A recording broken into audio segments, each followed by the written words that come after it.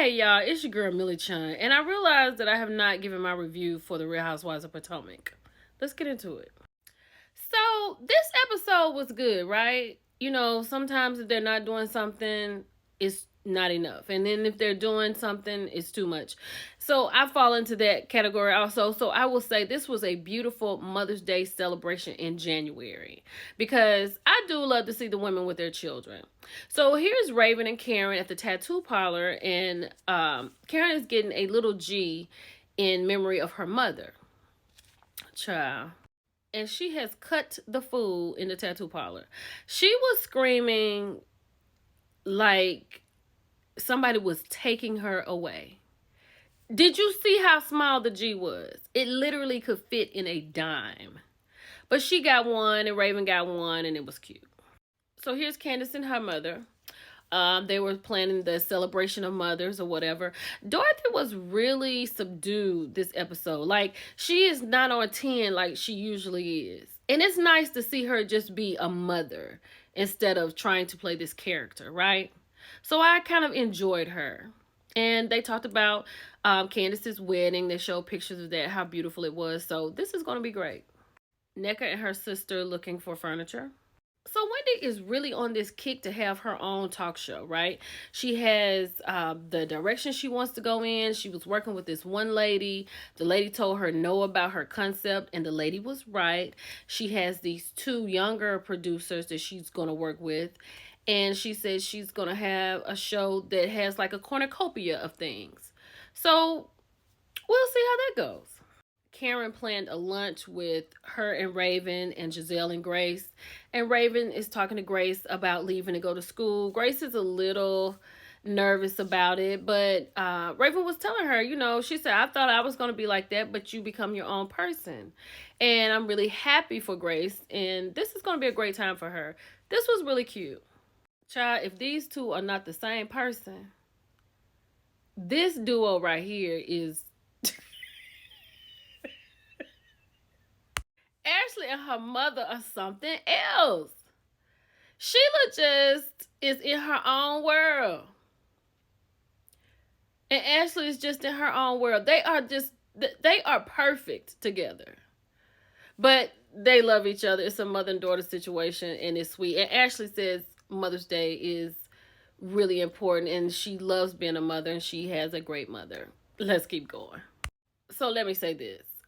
This celebration that Candace has put together is absolutely beautiful, right? This day is beautiful. The table is beautiful. The women look beautiful. The only thing is Wendy wasn't there because she had her book signing. And people feel like Wendy didn't come and bring her mom because Nneka was going to be there. Now, I don't know that to be true, but she told Candace that she was sorry, but she had her book signing. And it was already planned. So we're just going to go with that. Baby, this my girl, right? I don't care what I say about Mia before. I take it all back. I take it back. Mia is that girl. Mia be loving. Per incognito. Let's keep going. So they managed to find Sharice somewhere and pulled her on out. So she's sitting here talking to Ashley about her love life and what is she going to do. Girl, Ashley said that she is happy the way it is right now. She does plan on moving forward. But right now they're living separately, her and Michael. And, you know, they are custody with the kids. And right now it's okay. Ashley is not going to go anywhere because Ashley does not have the funds to go anywhere. Ashley's life did not play out like she wanted it to. She really thought she was about to get a payday. But Michael had quarterbacked her. Now she's still married and can't halfway date. And she can't go nowhere. But she has a nice home. That's good. P.S. Per incognito, maybe before this season is over, we will see Mia and Jacqueline get their relationship back together.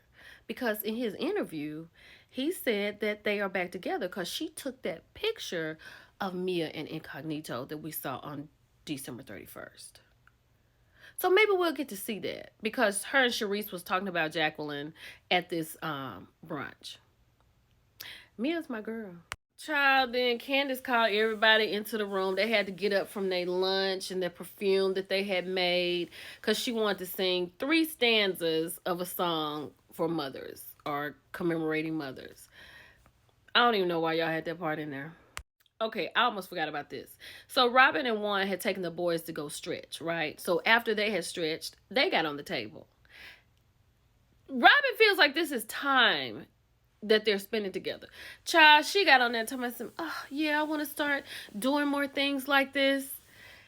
One was sleep. Robin, girl, when y'all gonna cut this mess out? So this was really the show, and this was at the end of the show. This is Robin and Candace trying to hash everything out. Let's get into it. So Candace tells Robin after she sits down that she is just going to be quiet and she is going to let Robin tell her what did she do to hurt Robin so bad. I really can't believe Candace is asking Robin that question because she had a lot to say on that Watch What Happens Live episode.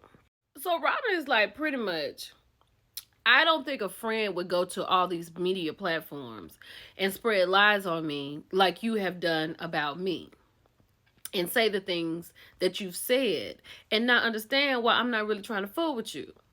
Because Candace went on Watch What Happens Live and said, why is Juan the head coach washing clothes at the laundromat? Now, that's a valid question. But I can ask that. Not Candace, because this is Candace's friend. She should be talking to her about that, not the world. So I feel Robin on that. For Candace to say that what she said was not meant to offend Robin, that is crazy. Because she said some horrible things everywhere. And I feel Robin. I would be offended too. Robin's question is, if you didn't mean to offend me, then why would you do that?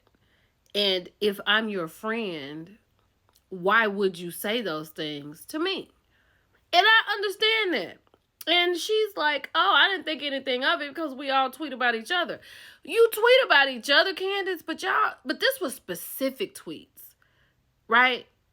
Because Candace said she felt bamboozled, right? And Robin wasn't being authentic, giving her storyline. So I could see how Robin could have felt offended because you were talking directly to her.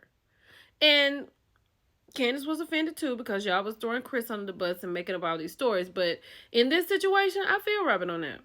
Candace said it's categorically unfair that Robin did not let her know that she was offending her. Candace is a very smart woman. I refuse to believe that she did not realize that she was offending Robin. Am I tripping? Let me know if I'm tripping. And Robin and I already told you she was not going to do anything to embarrass her husband. Because Juan done already told her, I don't want you talking about me or nothing else outside of this house. So, no. She said it had already been taken care of, so she didn't feel the need to bring it up on the show. Although it is a really good storyline, she was not going to do that. So Candace is like, we're on a show where we share our lives. And that's a true statement. So Robin said that it's a thin line of what she is and is not going to share on television about her life. But you go on your Reasonably Shady podcast and talk about the whole situation and then send people over to your Patreon to tell all the information that you could have put on the show where you get paid. Am I tripping? But she said what she really upset about is that Candace thinks that her, Giselle, and Ashley were like setting out to throw Chris under the bus and make him look bad. So, of course, Candace has something to say. So they played the flashback to where Robin was talking with Chris and Candace, about what Giselle had said. But she feels like Giselle had a plot to do this and Robin knew about it the whole time. And she believes that in her head.